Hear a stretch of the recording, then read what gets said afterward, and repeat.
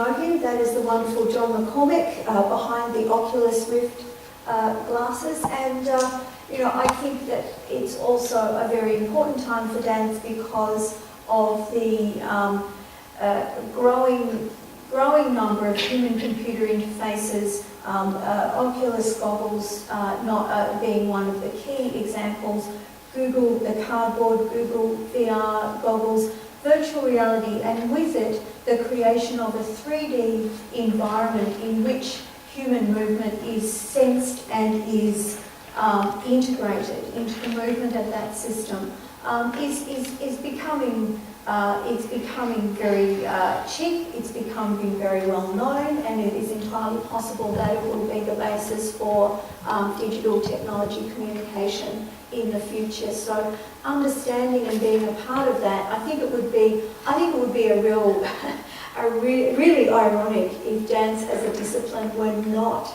a foundation discipline in that development. I think that would be extraordinary, and yet that could happen if we are not, on our game. We don't have our methodologies sorted out. We don't have our research centres fueled up and ready to go.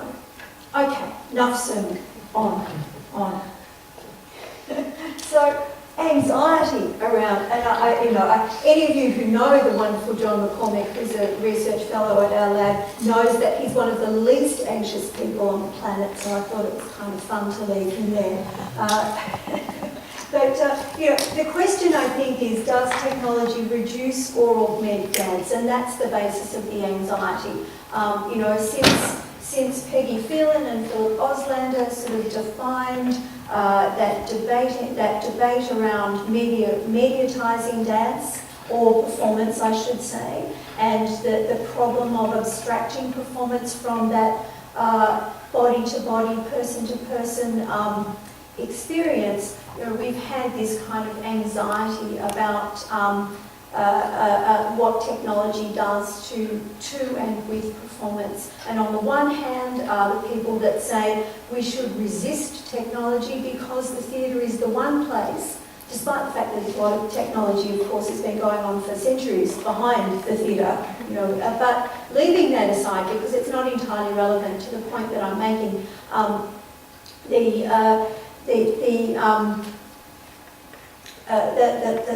there's a concept that, yes, we should resist technology because the theatre is the place we come to get away from all of that stuff, and it's a unique experience, and we want to keep that experience, and there's a fear of losing that experience. And then on the other side is the opportunity for what happens if you use that technology, both in performance and if you subscribe to the view that dance is within society, it's going to be affected by whatever modes that we live by, that, we actually need to engage that, because if we don't engage what those digital processes are, what data-driven processes do, not just to the transmissibility of data, which has its upside and most certainly its downside, but the change in thinking that brings about, then I think dance becomes an art form that, it's defining areas. It would define areas of culture that we don't address. And I don't think that's a viable position. So that doesn't answer the question, but it just puts those two things. And in terms of a research context, I think the two litmus tests that I use are, does technology lead to knowledge generation? If it does, then it's helping. If it doesn't, then it's just blink. And is there knowledge transfer, a knowledge dialogue? And that's what I want to talk a little bit further about today. So what kind of technology am I talking about? I'm going to narrow it down a little bit and talk about motion capture, which provides system input. It's the interface between the moving body and the digital world. It transforms movement into data. And by motion capture, I mean a range of technologies that capture motion. I'm using that term, we've all come to know motion capture to mean the big optical system. It doesn't have to be an optical system. There are magnetic systems, there are suit, inertial systems, all kinds of motion capture systems. Computer vision could be considered a form of motion capture.